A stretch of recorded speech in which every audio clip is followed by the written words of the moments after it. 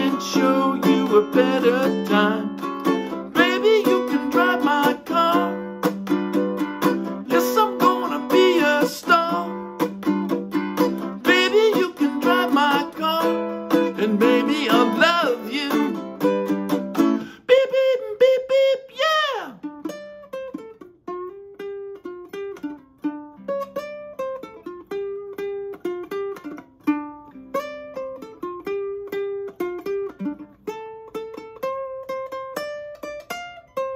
Baby, you can drive my car. Yes, I'm gonna be a star. Baby, you can drive my car, and maybe I'll love you. I told my girl I could start right away. She said, listen, babe, I got something to say. I got no car and it's breaking my heart, but I found a driver and that's a start. Baby, you can drive my car. Yes, I'm gonna be a star. Baby, you can drive my car, and maybe I'll love you. Beep, beep, beep, beep, yeah. Beep, beep, beep, beep, yeah. Beep, beep, beep, beep, yeah. Beep, beep, beep, beep, yeah.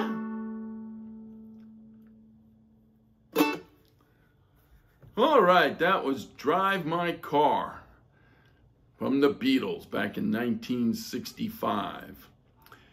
And I played that song straight off the chord charts of the Morristown Uke Jam. So check out that video link, download the free ukulele chord sheets, and you can play Drive My Car. And if you're going to be in Morristown, New Jersey on the first Wednesday of the month, come on by, come out to the Morristown Uke Jam. It's a lot of fun. All right, now that I've played through Drive My Car and showed off my weak falsetto at the end there, the beep beep, it's a little out of my range, but anyway, now that I've played through the song, what we're going to do, we're going to take a look at the chords, also look at the strum pattern involved. There's a pretty basic strum pattern to this song. And then we're also going to talk about, I'll show you how I did. This is on the chart. There's the lead, that little guitar thing that leads off the song. I'll show you that in slow motion. I also, this is not on the chart, but I also, during the middle solo, I played a solo rather than do the chords. And then for those of you who are interested in learning the solo, I'll show you what I did. And if you're not, you just play the chords during the solo. The chords are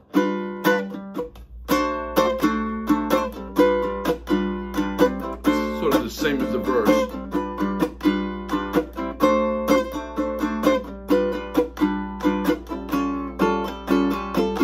So if you're not interested in doing single note leads, you can just do the chords that are on the chord chart there.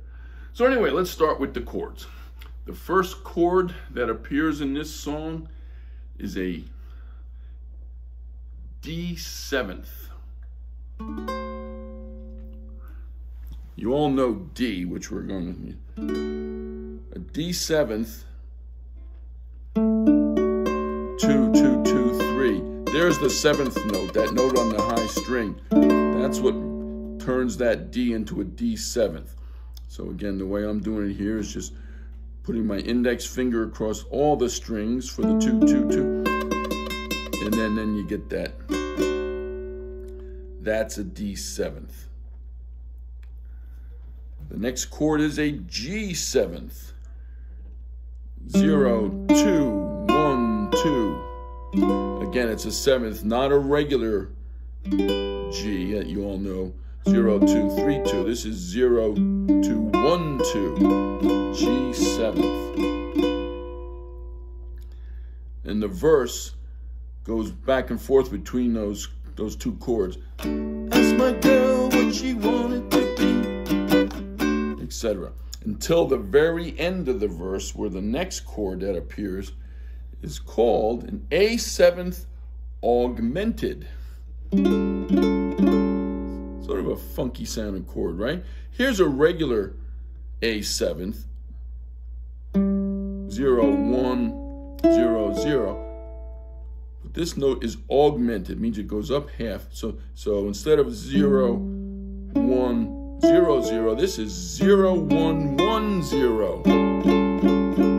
So it gets a little unusual sounding chord, but that fits the end of that verse. Then when you get to the chorus, first chord that shows up is a B minor. 4, 2, 2, 2. And again, I do it by laying my index finger across all the strings, adding this ring finger there to get the... Some people rather do it this way, only have the index finger cover 3, it doesn't matter. But that's a B minor. The next chord that appears is an E7. 1, 2, 0, 2. Right? 1, 2, open. That's an E7. And then the next three chords are ones that I'm sure you all know. It's a straightforward A, 2, 1, 0, 0. Plain old D, 2, 2, 2, 0, and a plain old G, 0, 2, 3, 2. So those are the chords that appear in Drive My Car. So now let's talk about the strum pattern I used here. It's a very straightforward strum pattern. Let me do it slowly.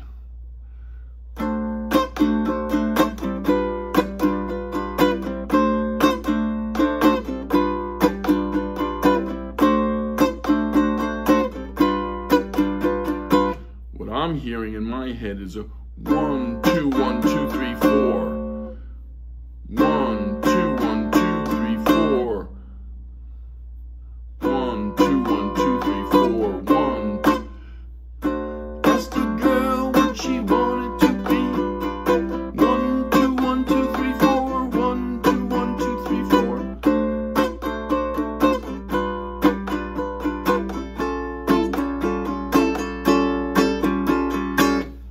So it's a rather consistent strum pattern throughout the song. And the way I did it, what works for me is, watch my right hand here.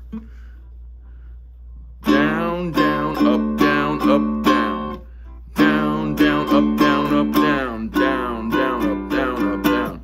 Now there's nothing sacred about that. You may find a different way to mix up your upstrokes and your downstrokes, but that's what works for me for this song. And again, this is a very common rhythm strum pattern. It's a basic rock rhythm, so you'll find that kind of pattern, the 1, 2, 1, 2, 3, 4, 1, 2, 1, 2, 3, 4, in all different kinds of songs. So that's the strum pattern. It really doesn't vary throughout the song to speak of. So now we've talked about the chords, talked about the strum patterns.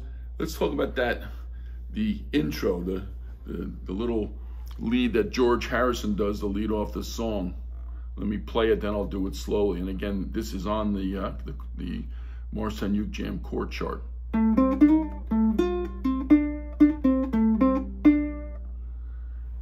And if you notice, I'm using a low G. This is a low G string here, which really works for this song, for this note. I'll pick up a regular high G uke in a minute and show you why a low G works better for this. But again, if you have a high G, it'll work, and I'll show you in a second. But here's how it starts with 2nd fret, 4th string. Then open 3rd string. Watch that, it's called a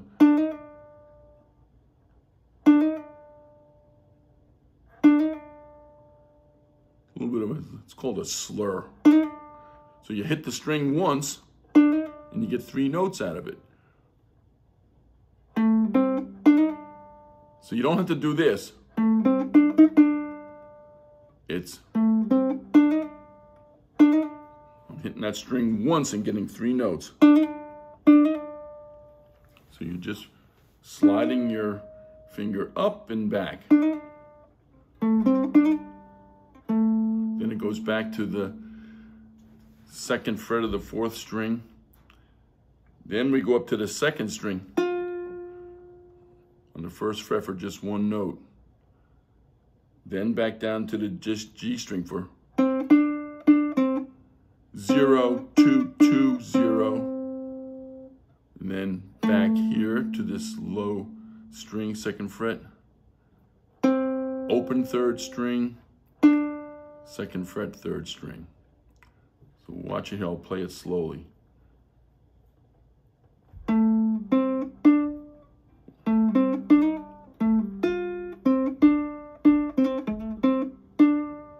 Once more.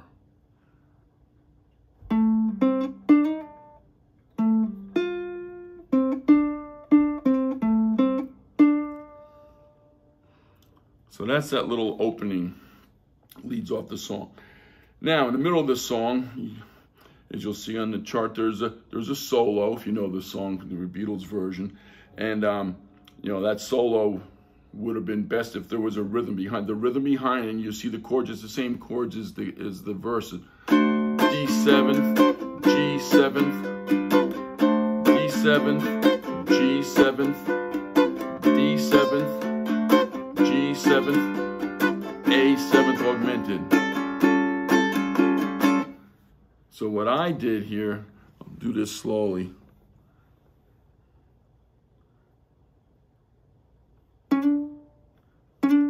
See, I sort of slide up. Those 2 notes were an octave apart.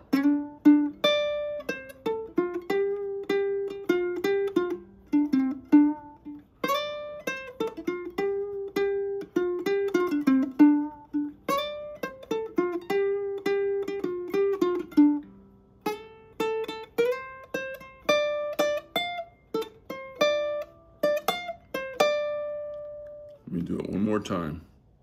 I like to add that little slide just to...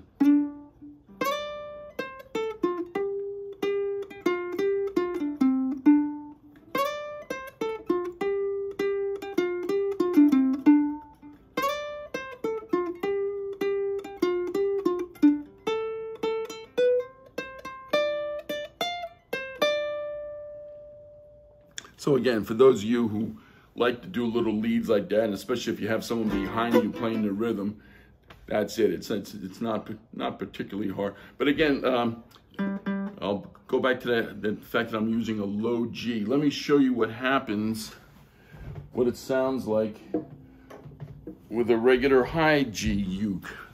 First of all, that intro.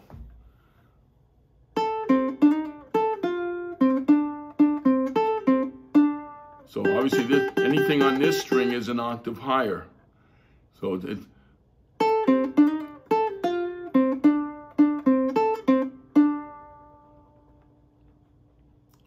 so again, I prefer that low G to get that, make this more into a bass note like it is on the recorded version by the Beatles. And the same with the solo that I did. This note and this note, when you're using a high G uke, it's the same note.